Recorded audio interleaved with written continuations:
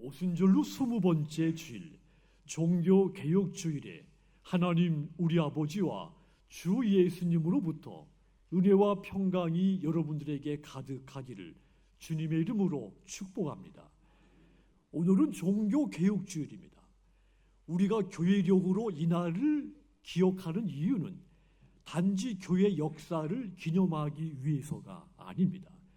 하나님이 교회를 다시 세우셨던 그 믿음의 불꽃을 오늘 다시 붙잡기 위해서 종교개혁주의를 지키는 겁니다. 1517년 10월 31일 독일의 작은 도시 비텐베르크에서 수도사인 이 루터가 성당문에 95개의 조항문을 반박문을 내걸게 됩니다. 타락한 교회를 향해서 회개를 외친 겁니다. 하나님께 돌아가자는 절박한 호소 선언을 한 겁니다. 당시 교황청은 베드로 성당을 짓기 위해서 120년 동안 너무 천문학적인 돈이 필요했습니다. 현재 기준으로 4조 원 정도가 들은 것으로 추산이 됩니다. 매월 300억 이상의 돈이 지출된 겁니다. 거기다가 이 성당이 마무리될 즈음 레오 10세 교황 낭비병이 매우 심했습니다.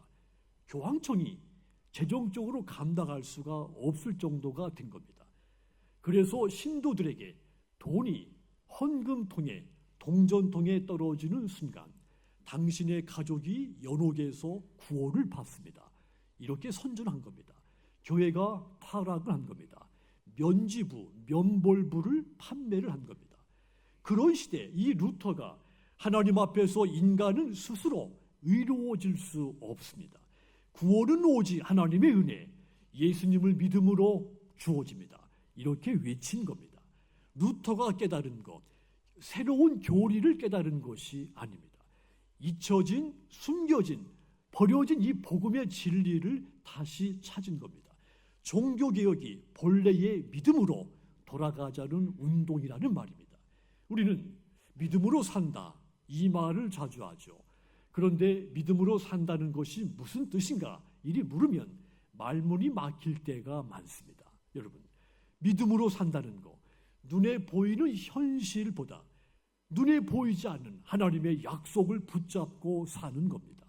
그리고 그 믿음은 역사 속에서 수많은 믿음의 선배들을 통해 지금까지 이어져 왔습니다. 그러므로 여러분, 이 종교개혁을 맞이해서 하박국으로부터 시작해서 사도 바울 그리고 루터에 이르기까지 믿음으로 사는 사람이 어떤 삶을 살았는지 거울로 삼으시기를 바랍니다. 그렇다면 여러분, 그들은 종교개혁이 필요했던 그 시대 어떤 믿음의 길을 갔을까요? 먼저 하박국, 혼란과 부패한 이 무정부 시대 그 속에서 믿음으로 산 사람이었습니다. 하박국은 유다 나라의 마지막 시대에 활동했던 선지자였습니다. 그 시대는 이 유다 나라가 영적으로 어두워졌던 시대였죠. 요시야 왕이 죽고 경건한 개혁은 사라졌습니다. 다시 악이 득세하기 시작했죠.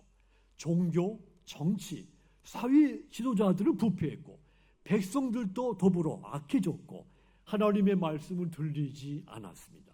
하박국은 그 암울한 현실 속에 절규하며 하나님께 외쳤습니다. 하박국 1장 2절입니다. 여호와여, 내가 부르짖어도 주께서 듣지 아니하시니 어느 때까지인가? 내가 강포로 말미암아 외쳐도 주께서 구원하지 아니하시나이다. 하나님, 왜 악한 자가 형통합니까? 왜 의로운 자가 고난을 받습니까? 하나님께 항변하듯 외친 것입니다. 하박국의 마음속에 왜 악한 자가 잘되고 의로운 자가 고통을 당하나? 이것은 불공평하지 않습니까? 이 의문과 절망이 그의 마음속에 가득히 있었습니다. 우리도 이런 질문을 던질 때가 있죠. 경제적인 불평등이 발생했을 때, 사회 부조리를 발견했을 때, 영적인 고난이 내게 찾아왔을 때 하나님께 똑같은 질문을 던질 때가 있습니다. 왜 악한 자가 형통합니까? 왜 세상이 이렇듯 혼란스럽고 어지럽습니까? 왜 내 기도가 응답되지 않습니까? 왜 정직한 사람들이 손해를 보아야 됩니까? 우리의 질문입니다. 하박국이 이 혼돈의 시대 속에서 신앙적인 혼란과 갈등을 겪고 있을 때 하나님이 그의 외치는 소리, 그의 기도에 응답을 해 줍니다. 그런데 하나님의 응답이 하박국에게는 너무나 충격적이었죠. 하박국서 1장 6절 보시면 하나님이 갈대아 사람, 즉 바벨론, 갈대아 사람을 바벨론을 일으켰다 했습니다. 하나님께서 더 악한 나라, 더 잔혹한 제국 바벨론을 들어서 유다 나라를 심판하겠다는 겁니다. 하박국은 더 혼란스러웠습니다. 하나님, 어떻게 더 악한 자를 들어서 하나님의 백성들을 징계한다는 것입니까? 이것은 하나님의 의가 도대체 무엇인가를 묻는 신앙의 근본적인 질문인 겁니다. 하박국은 이 상황을 도무지 이해할 수가 없었습니다. 하지만 그럼에도 불구하고 이 하박국 파수꾼처럼 서서 하나님을 기다리기 시작했습니다. 하박국서 2장 1절 보시면 내가 내 파수하는 곳에 서서 성루에 서리라. 그가 내게 무엇이라 말씀하실는지 기다리고 바라보며 나의 질문에 대하여 어떻게 대답하실는지 보리라 그랬습니다. 하나님이 나에게 무엇이라고 말씀하실지 보겠다는 것입니다. 그리고 나서 드디어 하박국 2장 3절에 보시면 하나님이 이 하박국에게 비전을 줍니다. 묵시를 줄 텐데 이 묵시는 더딜지라도 따라합시다. 반드시 이루어진다. 내가 너에게 묵시를 줄 텐데 이 묵시는 더디지만 반드시 이루어진다고 말씀을 준 겁니다. 지금은 악이 득세하는 것 같지만 나의 뜻은 반드시 이루어진다. 그러니 너는 기다려라. 믿음을 가지고 기다려라. 이 말씀을 준 겁니다. 그리고 이어지는 말씀이 하박국 2장 4절입니다. 보라, 그의 마음은 교만하여 그 속에서 정직하지 못하나 따라합시다. 의인은 그의 믿음으로 말미암아 살리라. 아멘. 하나님의 대답은 간단했습니다. 하박국, 지금은 네가 이해하지 못하겠지만 그러나 믿음으로 살라는 말입니다. 이 말씀은 단순히 긍정적인 마음을 품고 살아라 이런 뜻이 아닙니다. 이해되지 않지만 내 약속을 끝까지 믿고 끝까지 붙잡고 믿으라는 말입니다. 그러면 네가 살 것이라고 했습니다. 네가 살리라. 이 살리라는 말을 히브리어 원문 뜻으로 보면 단순히 육체적으로 숨을 쉬며 버틴다는 뜻이 아닙니다. 하나님의 약속을 신뢰하면 승리한다는 뜻입니다. 하나님의 약속을 끝까지 인내하며 신뢰하면 참된 생명을 얻을 것이다. 이런 뜻입니다. 그러니까 믿음이 생존의 방법이 아니라 생명의 본질인 것입니다. 하박국이 이 말씀 앞에서 믿음은 현실을 바꾸는 힘이 아니라 암담한 현실 속에서도 하나님을 바라보는 것이 믿음이라는 것을 깨닫게 된 겁니다. 하박국은 이제 환경이 아니라 하나님을 바라보는 믿음을 배우게 된 겁니다. 그리고 세상이 혼란스러워도 하나님을 전적으로 신뢰하기로 결단을 했습니다. 하박국이 불평하는 선지자에서 찬송하는 선지자로 바뀌게 된 겁니다. 그 유명한 고백이 하박국 3장 17절과 18절입니다.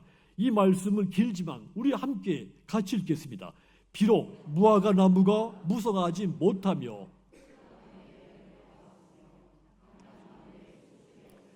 밭에 먹을 것이 없으며 우리의 양이 없으며 위양간에 소가 없을지라도 나는 여호와로 말미암아 즐거워하며 구원의 하나님으로 말미암아 기뻐하리라. 아멘. 그렇습니다. 믿음으로 기뻐한다는 것은 내 주변 상황이 좋아져서 기쁜 것이 아닙니다. 하나님이 여전히 나의 하나님이시기 때문에 기쁜 것입니다. 상황이 바뀌지 않아도 하나님을 바라보는 것이 믿음이라는 말입니다. 오늘 우리 시대도 혼란스럽습니다. 미신과 이단이 활개를 치고 교회가 진리를 잃고 믿음의 길이 점점 좁아지는 것을 느끼는 시대이기 때문이죠. 그렇지만 여러분, 하나님은 이 혼돈스러운 세상에 살고 있는 저와 여러분들에게 묻습니다. 너는 무엇을 보고 있느냐? 상황을 보고 있느냐? 나를 보고 있느냐? 묻습니다. 오늘 저와 여러분에게 이 하박국과 같이 나는 믿음으로 살겠습니다. 환경이 아니라 하나님을 바라보고 살겠습니다. 이 고백이 있기를 주님의 이름으로 권고를 드립니다. 하나님은 더딜지라도 반드시 약속한 것을 이루시는 분입니다. 그러므로 약속을 이루시는 구원의 하나님으로 말미암아 기뻐하는 저와 여러분들 모두 되시기를 주님의 이름으로 축복합니다. 이제 하박국의 시대를 훌쩍 뛰어넘어서 신약에 와서 사도 바울이 나타나게 됩니다. 바울은 율법의 그 한계 속에서 복음의 진리를 발견한 사람이 됩니다. 바울도 본래는 이 율법에 얽매였던 사람이었죠. 그는 그 어떤 사람보다 율법에 대해서 경건했고 열정이 넘치는 사람이었습니다. 바리새인 중에 바리새인이었죠. 가마리엘의 제자, 신앙의 율법적인 신앙의 모범생이었습니다. 그런 바울이 회심 후에 내가 율법의 의 안에서는 흠이 없었다고 회상을 했습니다. 그 정도로 그런 율법에 철저한 사람이었습니다. 빌립보서 3장 5절 6절 보시면 나는 8일 만에 할례를 받고 이스라엘의 족속이요 베냐민 지파요 히브리인 중에 히브리인이요 율법으로는 바리새인이요 열심으로는 교회를 받게 하고 율법의 의로는 흠이 없는 자라. 나는 율법적으로 흠잡을 데가 없는 사람이었다는 겁니다. 한마디로 바울이 당시 유대 사회가 요구하는 경건의 모든 조건, 경건의 모든 기준을 충족하고 있었던 사람이었습니다. 그런 바울에게 신앙이란 무엇이었겠습니까? 내가 얼마나 잘했는가, 이것을 증명하는 도구였습니다. 그의 기도, 그의 금시, 그의 봉사, 그의 율법적 지식, 또 율법적인 그 모든 규칙, 이 모든 거 내가 하나님 앞에서 어떤 사람인가를 보여주기 위한 행실이었던 겁니다. 바울이 겉으로는 완전한 율법주의자였고 안으로는 참된 의를 얻지 못하는 불행한 영혼의 소유자였던 것입니다. 그는 율법으로 자기 자신을 의롭게 하려고 무던히 애를 썼습니다. 그런데 율법이 오히려 그의 죄를 더 선명하게 드러낼 뿐이었습니다. 그 결과 그의 열심은 오히려 예수님을 대적하는 방식으로 흘러간 겁니다. 그 열심이 교회와 성도들을 핍박하는 결과로 이어지게 된 겁니다. 그런 바울이 다메섹에서 부활하신 예수님을 만나게 된 겁니다. 사울아, 네가 어째서 나를 받게 하느냐? 이 음성을 들었을 때 내가 지금까지 하나님을 섬긴다고 했는데 하나님을 섬긴 것이 아니라 하나님을 대적하고 있었구나. 이 사실을 감당할 수 없을 큰 충격으로 깨닫게 된 겁니다. 그런 그가 다메섹에서 부활하신 예수님을 만남으로써 율법에 의해서 믿음의 의로 바뀌게 되는 복음적인 변혁이 그의 내면에 휘몰아친 겁니다. 이후 바울이 하박국서 2장 4절 말씀, 의인은 그의 믿음으로 말미암아 살리라. 이 말씀을 읽고 참 의미를 깨닫게 됩니다. 그리고 전에는 내가 얼마나 했는가가 중요했는데 이제는 하나님이 나를 위해서 무엇을 하셨는가, 예수님이 나를 위해서 무엇을 하셨는가가 더 중요해지기 시작했습니다. 그렇습니다.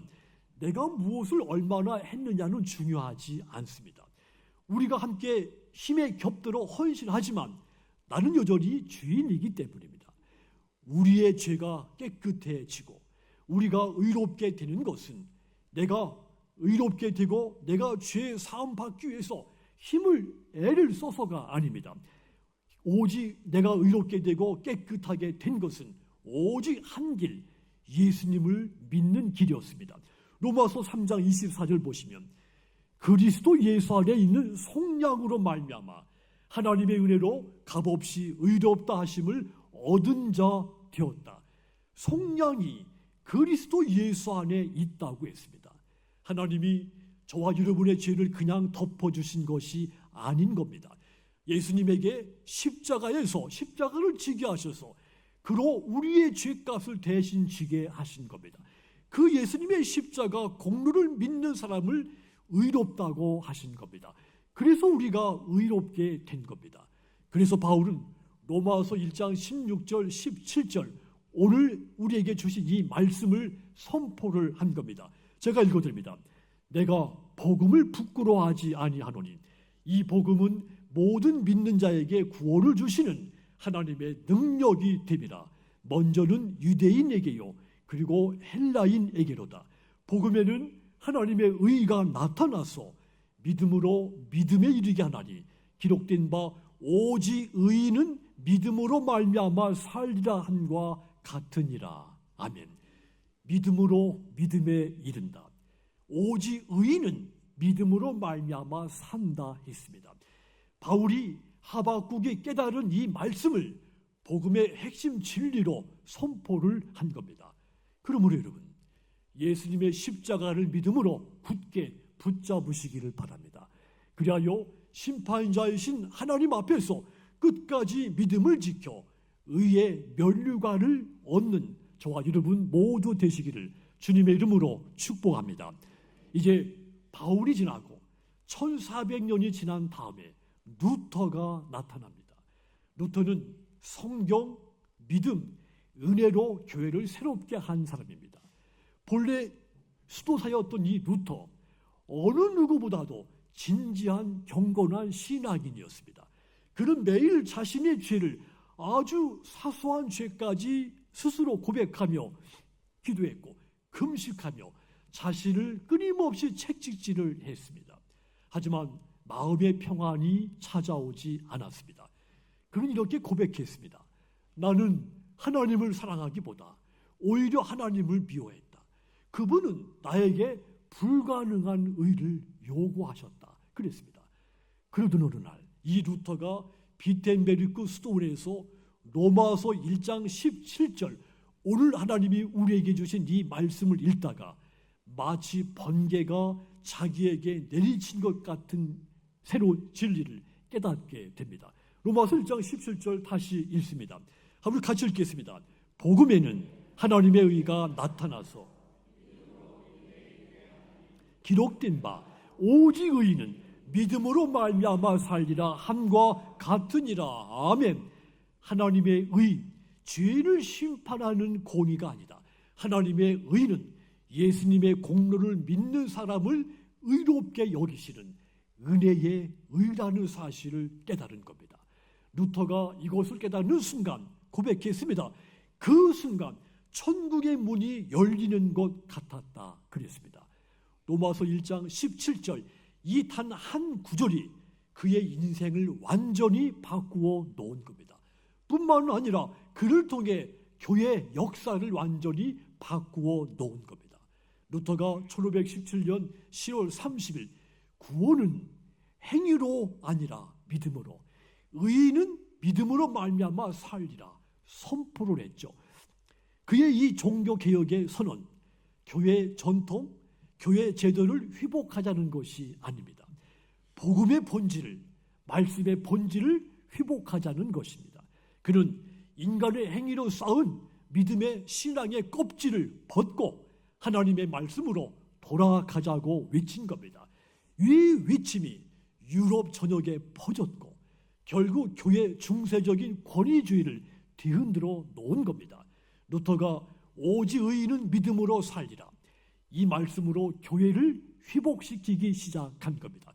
그 후 깔뱅, 추빙글리 이분들이 이어받아서 오직 성경, 오직 은혜, 오직 믿음의 3대 원리를 확립하게 된 겁니다. 하나님은 지금 저와 여러분 안에도 똑같은 믿음의 각성이 일어나기를 원하십니다. 오직 의인은 믿음으로 말미암아 살리라. 이 각성이 우리 안에 있기를 원하고 계신 겁니다. 이 말씀은 과거의 선언이 아닙니다. 지금 이 시대 속에 우리에게 주시는 명령입니다. 하나님은 오늘 우리에게 너는 지금 믿음으로 살고 있는가 묻습니다. 우리의 신앙의 각성을 촉구하고 계신 겁니다. 그러므로 여러분, 오직 의인은 믿음으로 살리라. 이 말씀을 붙잡고 오직 성경, 오직 믿음, 오직 은혜로 살아가시기를 주님의 이름으로 권고를 드립니다. 그리하여 나를 의롭게 하신 예수님의 십자가로 말미암아 의의 면류관을 쓰는 저와 여러분 모두 되시기를 주님의 이름으로 축복합니다. 사랑하는 성도 여러분, 종교개혁은 교회의 본질을, 믿음의 본질을 회복하자는 운동입니다.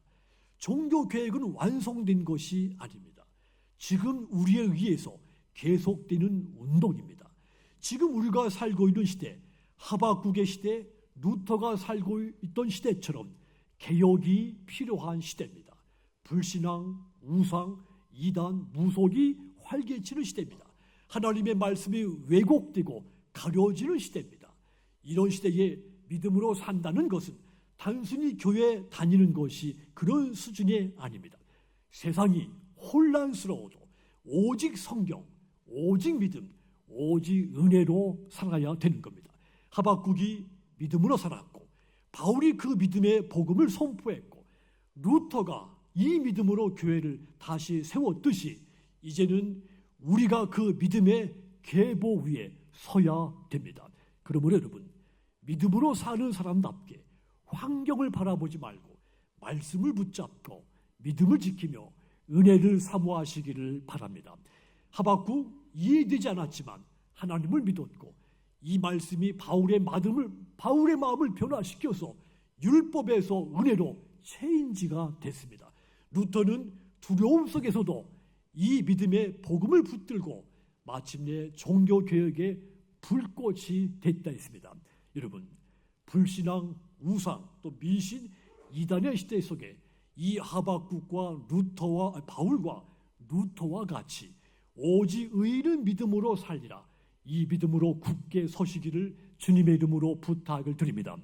그리하여 마지막 날 재판장이신 하나님께로부터 믿음을 지켰으니 의의 면류관을 머리에 쓰게 되시는 저와 여러분 모두 되시기를 주님의 이름으로 축복합니다.